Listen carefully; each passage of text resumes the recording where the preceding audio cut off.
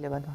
Hello, हाँ दोस्तों, मैं अरुण कुमार आपके अपने चैनल एएस अपर्णा क्लासेस में स्वागत करता हूँ।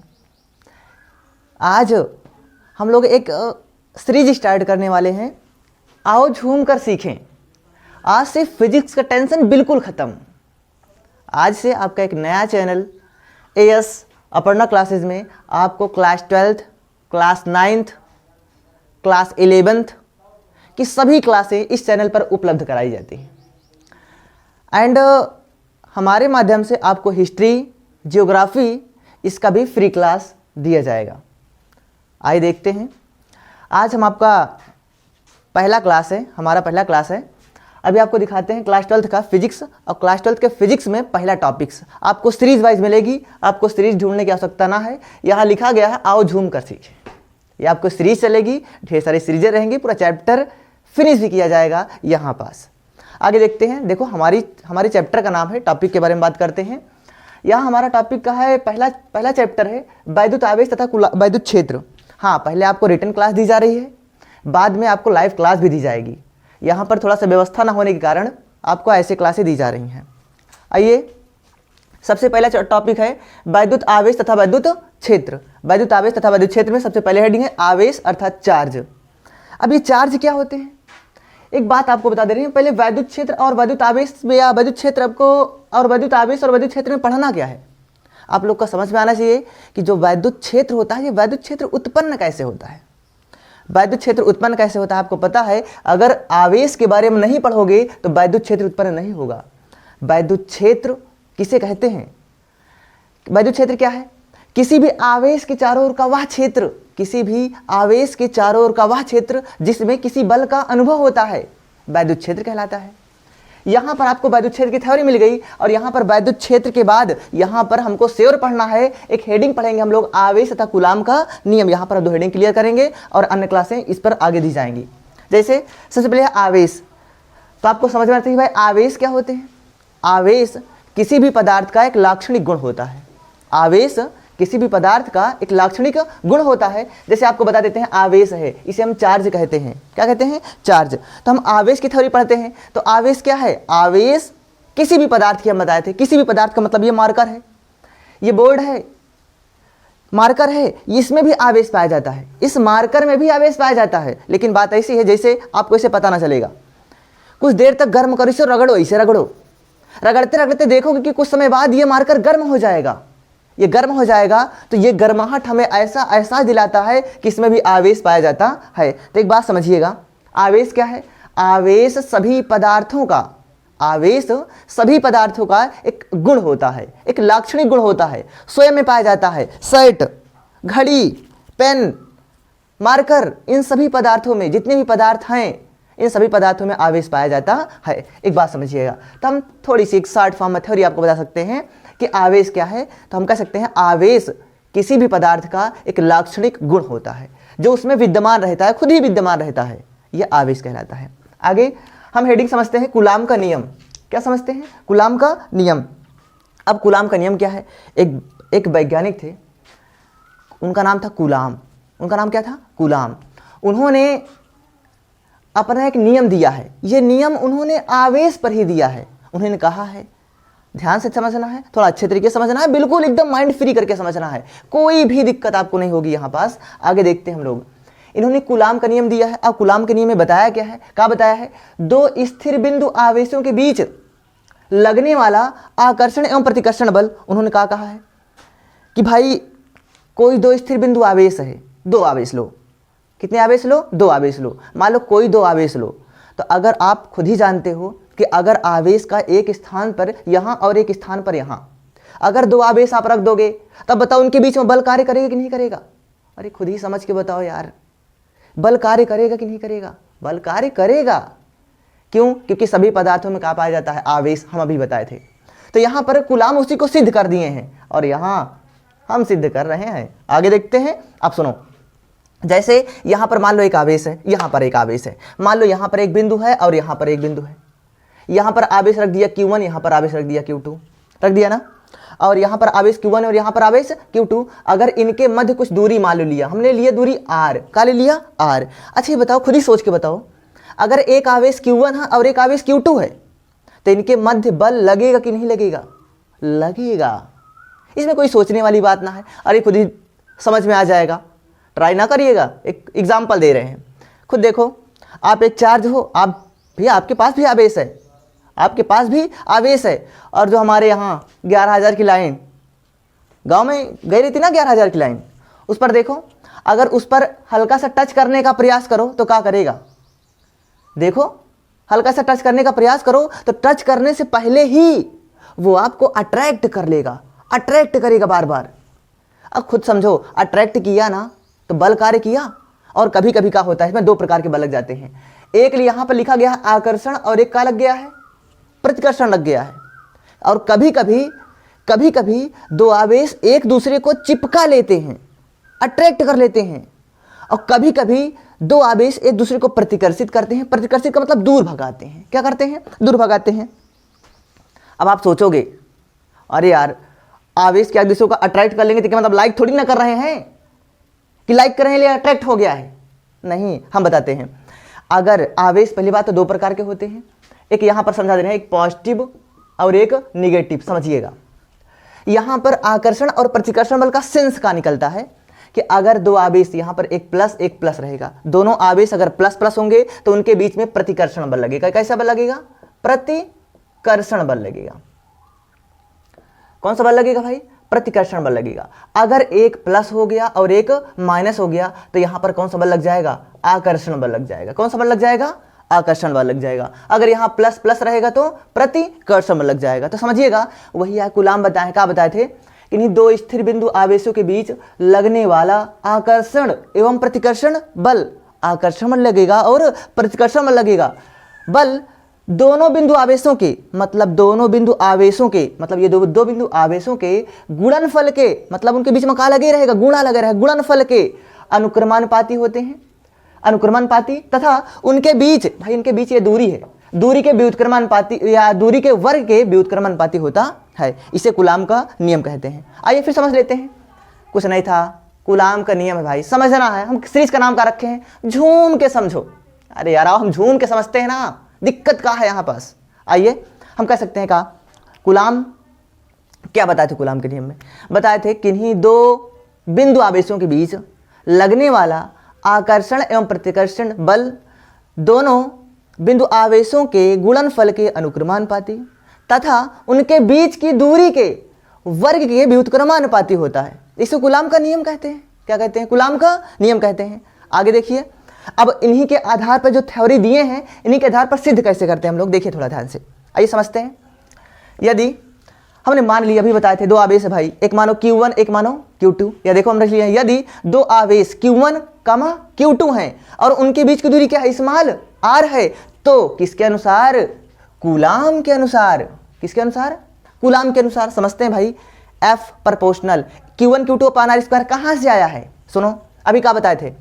दो बिंदु आवेशों के बीच, भाई देखो दो बिंदु आवेश हैं, यहाँ देखो दो बिंदु आवेशों के बीच लगने वाला आकर्षण प्रतिकर्षण बल।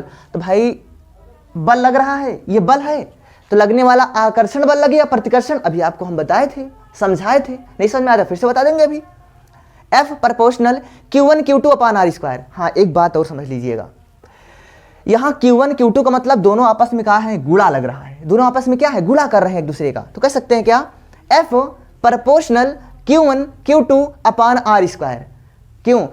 ये लगने वाला ये जो बल है, बल आवेशों के गुणनफल के अनुक्रमानुपाती तथा उनके बीच जो दूरी है इसके वर्ग के व्युत्क्रमानुपाती। हाँ, एक बात समझिएगा, अनुक्रमानुपाती का मतलब होता है जितना आवेश रखोगे उतना ज्यादा बल कार्य करेगा, और व्युत्क्रमानुपाती का मतलब दूरी के वर्ग के व्युत्क्रमानुपाती। अर्थात खुद समझो भाई, अगर इन आवेशों के बीच की दूरी बढ़ा दोगे, इन आवेशों के बीच की दूरी बढ़ा दोगे, अगर बढ़ा दोगे तो बताओ बल कम लगेगा कि ज्यादा लगेगा?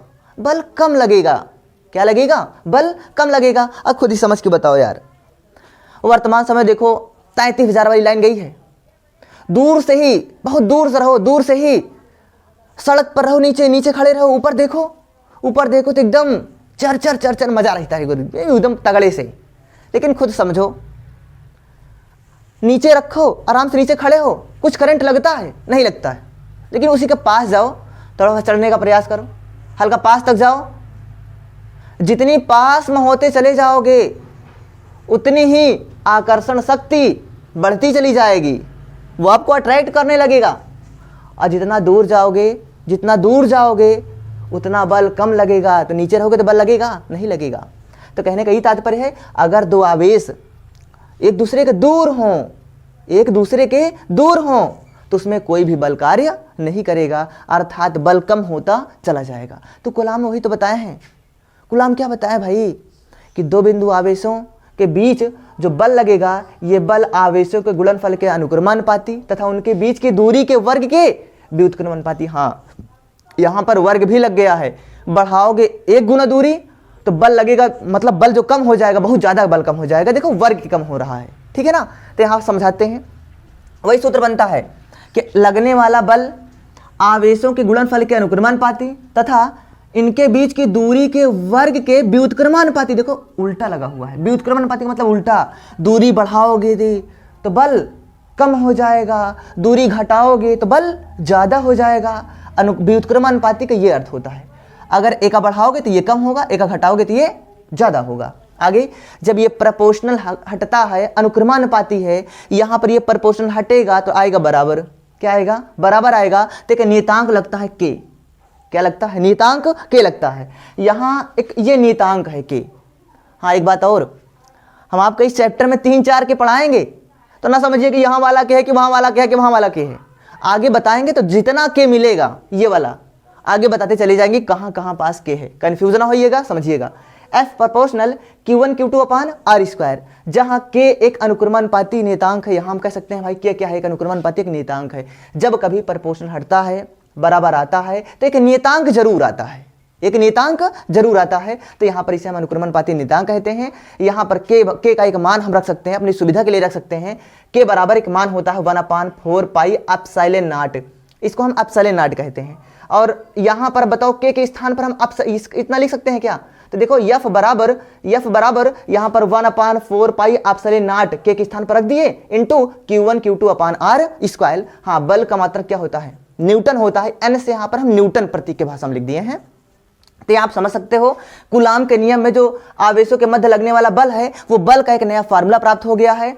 F is equal 1/4 pi epsilon not into Q1 Q2 upon R square. यहाँ पर न्यूटन लिख दिया गया है। ये इतना आपको समझ में आया कि नहीं आया, पहले ये बताइए। अभी आपको एक नजर में हम पूरा थ्योरी बता देंगे, ध्यान समझना है। अब यहाँ पर समझिएगा 1/4 पाई एप्सिलॉन का मान होता है 9 × 10 की पावर 9, 9 × 10 की पावर 9, ये इतने का मान होता है। बात समझिएगा, इतने का मान होता है। तो आगे सबसे मेन प्रॉब्लम होती है मात्रक को याद रखना। आज हम लोग झूम कर सीखेंगे कि मात्रक कैसे निकाला जाता है। आगे देखिए, आपको इतना पता होगा कि बल का मात्रक न्यूटन होता है, आवेश का मात्रक कूलाम होता है और दूरी का मात्रक का होता है मीटर होता है। तो आगे समझते हैं। अच्छा बताओ, हमको इस सूत्र से समझेंगे कि मात्रक कैसे निकाला जाता है। आगे देखते हैं। देखो यह 1/4 पाई एप्सिलॉन नॉट, इसका मान हम यही तो लिखे हैं ना भाई, इसका मान है 9 × 10 की पावर 9, लिखे है ना। मात्रक देखो कैसा निकाला जाएगा।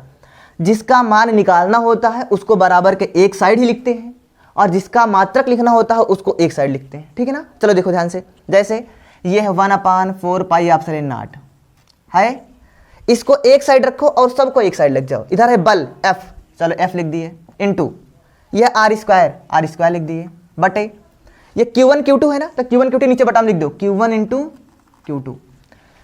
F का मात्रक बल, F बल है, बल का मात्रक क्या होता है? न्यूटन। देखो न्यूटन, R का मतलब दूरी अर्थात मीटर, न्यूटन मीटर स्क्वायर, वर्ग लगा स्क्वायर लगा दिए, बटे प्रति लगा है। आवेश का मात्रक क्या होता है? कूलाम। तो एक कूलाम स्क्वायर हो जाएगा क्या? क्योंकि गुणे में खाते जुड़ती हैं, तो यहाँ हो जाएगा कूलाम स्क्वायर।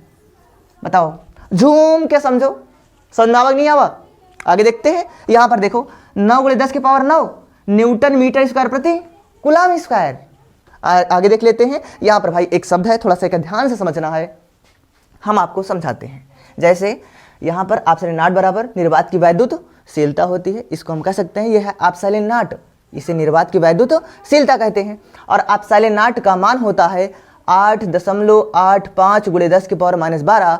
आगे बात समझो, इसका मात्रक अलग, इसका मात्रक अलग, चेंज हो गया मात्रक। देखो मात्रक कैसे चेंज हुआ, ये कैसे बना आगे देखते हैं। अच्छा खुद दिमाग लगाओ भाई। एप्सिलॉन नॉट यहाँ नीचे है का सूत्र में, ये लिखे थे 1/4 pi epsilon not. Epsilon not नीचे है, इसको ऊपर ले जाना है क्योंकि एप्सिलॉन नॉट ऊपर ही तो है। आगे देखते हैं, एप्सिलॉन नॉट का ऊपर ले जाओगे तो मात्रक भी पूरा पलट जाएगा। अगर हम केवल एप्सिलॉन नॉट बराबर लिखना चाहे तो का लिख सकते हैं। देखो 4 पाई एप्सिलॉन नॉट बराबर लिखा जाए तो का लिख सकते हैं, ये पूरा ऊपर हो जाएगा Q1 Q2 बटे F इंटू आर स्क्वायर। आवेश का मात्रक कुलाम, 1 कुलाम 2 कुलाम कुलाम स्क्वायर, बटे लगा प्रत लगा दो। F का मात्रक न्यूटन इंटू आर का मात्रक मीटर स्क्वायर। तो यहां आपका प्राप्त हो गया एप्सिलॉन नॉट का मान, एक याद करना होगा 8.85 इंटू 10⁻12। और यहां इसका मात्रक जो है याद करने की आवश्यकता नहीं है, झूम के केवल क्या करना है, समझना है। आगे देखते हैं, यहां पर देखो एप्सिलॉन नॉट है, मात्रक का निकलेगा कूलाम स्क्वायर, क्योंकि कूलाम स्क्वायर प्रति एफ का मात्रक न्यूटन, आगे आर का मात्रक मीटर स्क्वायर। यहां से आपका कूलाम का नियम कंप्लीट होता है। आवेश है, एक बार थोड़ा सरसी निगाह से समझ लेते हैं। एक वैज्ञानिक थे, ये पाठ का आपका नाम है, पहले पाठ का नाम है वैद्युत आवेश तथा वैद्युत क्षेत्र। इस पाठ में हमको सबसे पहले पढ़ना है आवेश के बारे में। तो सबसे पहले बताए थे आवेश क्या है। आवेश किसी भी पदार्थ का एक लाक्षणिक गुण होता है। आवेश किसी भी पदार्थ का एक लाक्षणिक गुण होता है जो बल का अनुभव कराता है, बल का अनुभव कराता है। और बल का अनुभव के आधार पर एक वैज्ञानिक थे, उनका नाम है कूलाम। यही कूलाम इसी पर बल के अनुभव कराने पर एक नियम देते हैं, जिसका नाम देते हैं कूलाम का नियम। वही कूलाम का नियम जो बताए थे, 2 स्थिर बिंदु आवेशों के बीच लगने वाला आकर्षण एवं प्रतिकर्षण बल दोनों बिंदु आवेशों के बीच की दूरी के वर्ग के व्युत्क्रमानुपाती तथा आवेशों के गुणनफल के अनुक्रमानुपाती होता है। इसे कूलाम का नियम कहते हैं। यहां पर आपको हम बता दिए। वीडियो अगर समझ में आया हो तो वीडियो को लाइक कीजिए एंड सब्सक्राइब कीजिए और मजे लीजिए और झूम कर समझिए। आगे सीरीज अगले क्लास में आपको दी जाएगी। थैंक्स।